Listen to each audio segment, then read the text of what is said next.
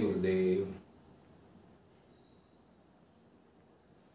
पुढच्या मंत्रामध्ये सांगतात की हे असं घडण्यास बाधक काय, अडचण काय येते. ते इथं सांगतात की बुद्धीने आपण हे समजतो की मी कोणीतरी आहे, मी कोणी ब्राह्मण आहे, मी कोणी क्षत्रिय आहे, मी शूद्र आहे, मी दलित आहे, हे आपण स्वतःला समजून घेतो. विप्रादी वर्ण सांगितलेलं आहे इथं. अष्टावक्र सरळ सरळ सांगतायत की विप्रादी वर्ण सुद्धा तुम्ही नाही आहेत. हे फक्त मानवानी आणि समाजाने पाडून दिलेली एक पद्धती आहे आणि ती पद्धती तुम्ही नाही आहेत. वर्ण आश्रम सुद्धा तुम्ही नाही, धर्मापासून सुद्धा तुम्ही मुक्त आहात. धर्म हा समाज आणि शरीराचा मानला गेलेला आहे, तुम्ही ते नाही आहात, हे सुद्धा अष्टावक्र इथं सांगतात. मग सांगितलंय नाक्ष गोचरा. मग हे ईश्वर पाहण्याचं, ईश्वर कसा दिसतो, हे खूप आहे. आपल्या भारत देशामध्ये ग्रामीण भागामध्ये तुम्ही पाहसाल की मला ईश्वराचं दर्शन घ्यायचंय,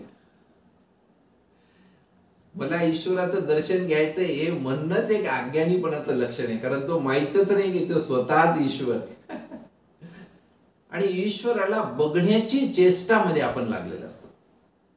बघा ते मूर्ती आणि हे जे सगळं पिक्चर डिझाईन फोटोज हे सुद्धा केले ना, ते मानवाच्याच एका बुद्धीतून निघालेले की असं आहे परमेश्वर, असा आहे परमेश्वर, तसा आहे. तर इथे स्पष्ट सांगतायत नाक्ष गोचरा. भगवान आणि ईश्वर हे दिसण्याच्या स्वरूपात नाही, त्यांना फक्त आपण महसूस करू शकतो, त्यांचं वास्तव्य आपण जाणू शकतो. फक्त डोळ्यांच्या पलीकडे त्यांची शक्ती आहे. आणि गुरुदेव सांगतायत की कुठून तरी एक असा आत्मा येतीये आणि आपल्यामध्ये येतीये, तर आपण काही मग मृत्यू झालेले व्यक्ती आहोत का की दुसरी आत्मा आपल्यामध्ये येतीये. तर हे नसून आपल्यामध्येच एक आपण जिवंत शक्ती आहोत, जी ऊर्जा आहोत ती आपल्या आतमध्येच आहे आणि त्या ऊर्जेलाच ईश्वराचं रूप दिलेलं आहे, देवाचं रूप दिलेलं आहे. हा, काही वेळा जे थोडस प्रतिबिंबित दिसतं ना, आपल्याला जो खूप भक्ती असेल ना, तर रामाची आपल्याला खूप भक्ती आहे, तर असं प्रतिबिंब दिसायला लागतं. तर हे आपल्याच चेतनेचं प्रतिबिंब आहे. जसं आपण आरशासमोर उभं टाकतोय तर आरशासमोर काय दिसतंय, आपलंच प्रतिबिंब दिसतंय. तसं चेतनेचे प्रतिबिंब दिसू शकतात, पण प्रतिबिंब म्हणजे चेतना नाहीये, हे इथं अष्टावक्र आपल्याला समजून सांगतात. पुढे सांगतायत की असंघोसी निराकारो विश्व साक्षी सुखी भव.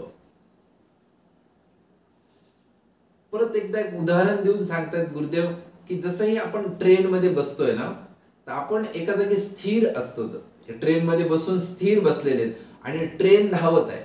ट्रेन धावताना काय वाटतं आपल्याला की सगळ्या गोष्टी मागे जात आहेत, झाडे मागे जात आहेत, घर मागे जात आहेत, लोक मागे जात आहेत आणि आपण एका जागी स्थिर आहोत. तर याच पद्धतीनं गुरुदेव सांगतायत की आपला जो आतला आत्मा परमात्मा आहे तो स्थिर आहे आणि वेगवेगळ्या ज्या घटना आहेत ना जीवनात, त्या घडत आहेत. काही घटना चांगल्या घडत आहेत, काही वाईट घडत आहेत.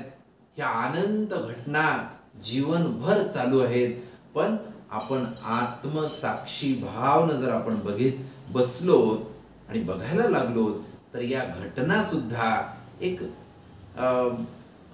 सुद्धा एक पिक्चर सारखं दृश्य चालू आहे असं आपल्याला समजायला लागेल. आणि जसंही आपल्याला आत्मसाक्षात्कार किंवा आत्मसाक्षी भाव प्रमाणे बघू, त्याच वेळेस असं कळतं की हे सगळं जग परिवर्तनशील आहे आणि अपरिवर्तनशील जे आहे ती आपली आत्मा आहे. जे बदलत आहे ते दृश्य आहे आणि न बदलणारं तत्व ते म्हणजे मी द्रष्टा आहे.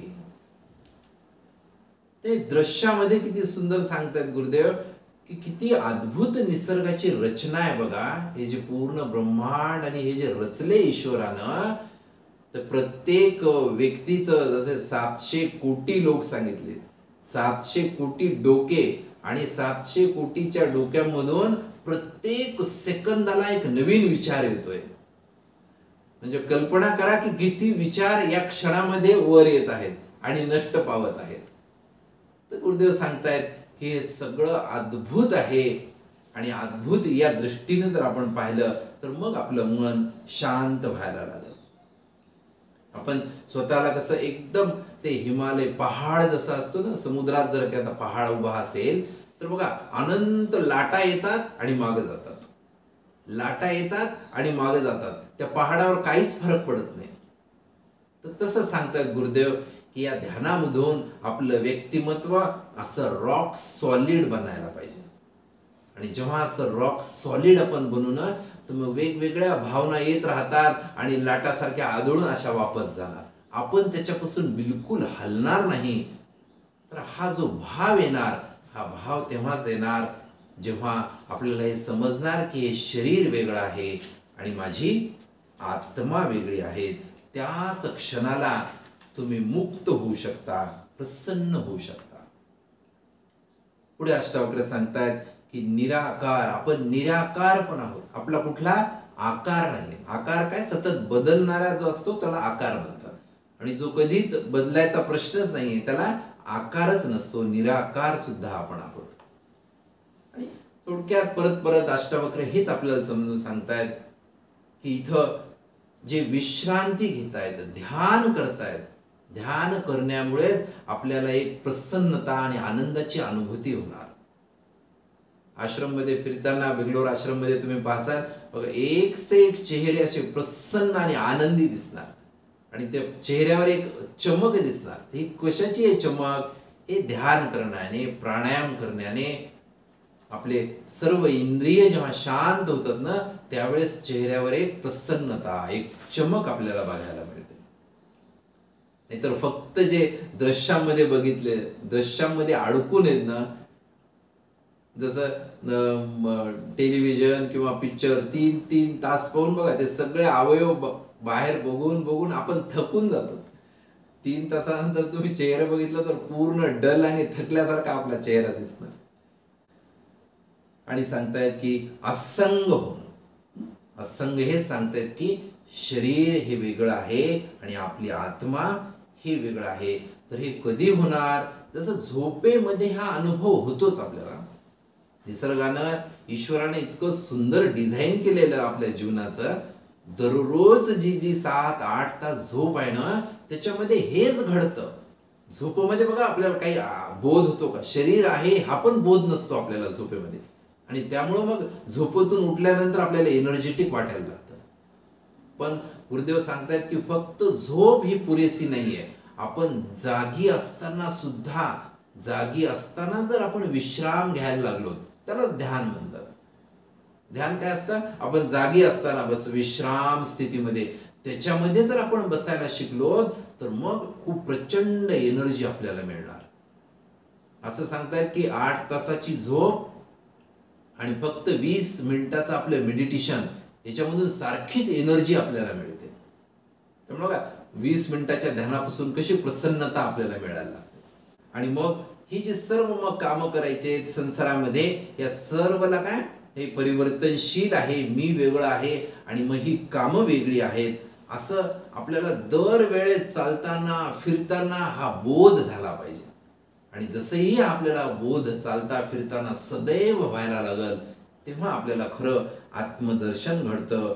आणि द्वैत आणि अद्वैत, अद्वैत म्हणजे दोन आणि द्वैत म्हणजे मी फक्त एकटाच आहे, असा जो भाव जागृत झाला की मग आपण खुश आणि प्रसन्न होणार. मात्र हे कधी होणार? खूप काळ झाल्यानंतर, म्हातारपणी आपल्याला याचा बोध होणार. हे नाही सांगणार. सांगत आहेत की या क्षणाला तुम्ही जर विश्रांती घेतली तर या क्षणामध्ये तुम्ही आनंदी होऊ शकता. मग याला रुकावट काय बरं? कशामुळे हे होत नाही आपल्याला? तर अहंकाराचं जे आपलं स्वरूप आहे ते आपल्याला रोखतंय. त्या अहंकाराविषयी आपण उद्याच्या भागात बघू.